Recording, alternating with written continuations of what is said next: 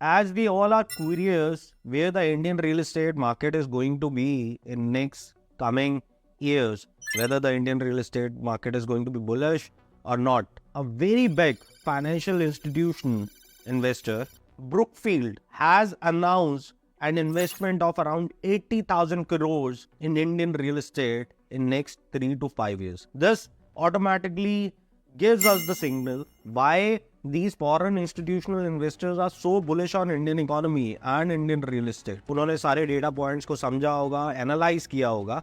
Then they are bringing such kind of investment into Indian real estate. They are already invested into 7 cities of India where they hold around 51 million square feet of area. So the Brookfield sees a very big opportunity in various assets under real estate like housing, hospitality, warehouses, office building and co-working spaces. And according to them, if the Indian real estate economy has to reach 5 trillion, then real estate has to outperform. So if the international market is getting bullish about Indian real estate or Indian economy, I think the Indian economy is on the right path.